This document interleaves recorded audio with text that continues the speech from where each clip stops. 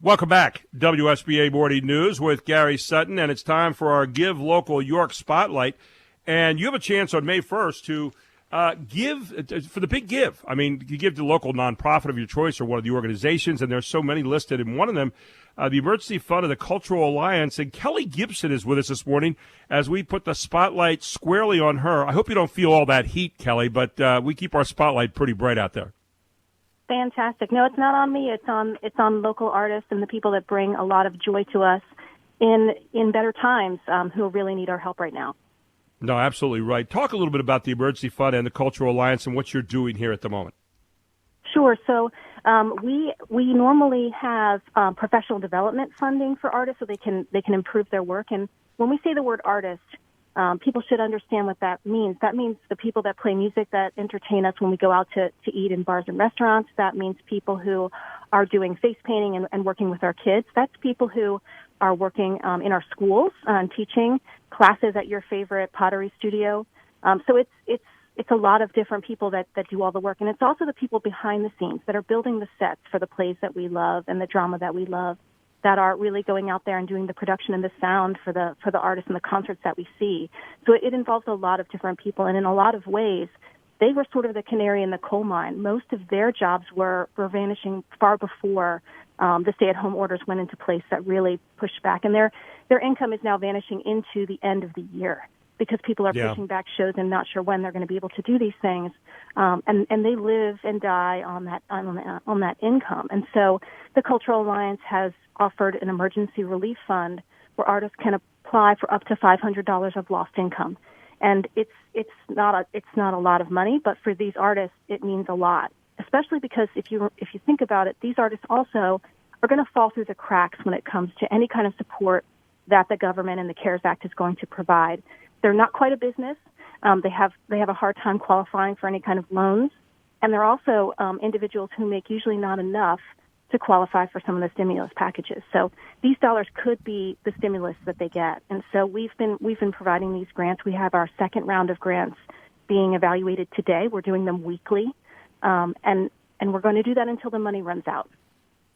And it's open on a rolling basis, as you kind of alluded to there. It's going to replace Correct. the Artist Professional Development Grant, which you mentioned. It's interesting. People say, well, I'm not thinking much about the arts right now. I'm just thinking about surviving and doing things. But when we come back, when you think about art and what it does in the community and what artists do for the community, it is an integral part of the mosaic of who we are. And I think when people say, I want to get back to normalcy, one of the parts of that are, public gatherings, venues where you can go see various kinds of art performances, shows, events, classes, gigs. They're all being canceled. Artists are losing income, as you mentioned. And so that is part of the color of our whole community, is it not? Absolutely. And think about if you had to be in this time without your favorite book, without, being able to stream a concert or music that you love. Think about being without all of the things that are sort of getting you through. Those things are created by these people that we now have to be there for. They're there for every joyous occasion in our life. We milestone our life by those wonderful moments of music and laughter and entertainment. Well, they need us to be there for them now. Now, you talked about the grant sizes that you're giving out to kind of help out right now, up to $500, and it's provided on a first-come, first-served basis for as long as the fund can sustain requests. And the grants will be considered based on a number of criteria. Very quickly, what are some of the criteria that people would put into a grant request? Really, the grant is so simple. We wanted to make it as simple as possible. Okay. We ask artists to fill out, it's a one-page form of about 5 or 6 questions. And really what we're looking for is what income have you lost? So artists are showing us receipts and everything from text messages between a promoter and a musician, all of those are what we use to qualify the need. And then we award those dollars based on level of need and the level of lost income. And we're trying to provide every artist who applies with something. But, it just depends on what we have to give away. Now, we still have dollars, so for those of you listening who would qualify for these grants, please apply. We want to make sure that we're supporting all the artists in our community, but we hopefully will make it to Give Local York, and then our hope is that people will give. We've never participated in Give Local York. We leave that to our artist partners to do that and our arts organizations, but this specific need is so great that we wanted to be sure if people wanted to give and artists asked us to do this, to participate, that we have a way that people can give back to those who make life so vibrant in York.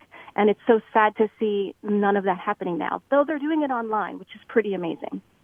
Yeah, and I think, the important thing is you go to culturalyork.org right now, and you can see where this money is going, and then Give Local York, the big give on May 1st, very important. Again, art is a big part of our community, and while many people may have put that on the back burner for the moment, it will be back. And I think that's the important thing that we want to get out there this morning too, Kelly. And for people who want to go check out these grants, who need them, who are artists in some way, shape, or form in York, go to culturalyork.org and check out where you can actually apply to the Artist Relief Fund. Is that a fair statement, Kelly? Anything to add to that? Absolutely, yep. Nope, it's at culturalyork.org. Easy application, and thank you so much for highlighting this sector of our community who means so much to us. Oh, they really do. Kelly Gibson, thank you so much. And again, go to culturalyork.org, see how you can help. And also on May 1st, part of the big give, keep them in mind. It's part of the Cultural Alliance here in York. Kelly, thanks for all you're doing. Appreciate you being on to kind of spread the word this morning. Thank you. Thanks for keeping us company in these hard times. Thank you, Kelly. Kelly Gibson here on WSBA Morning News with Gary Sutton, where it is 7:24.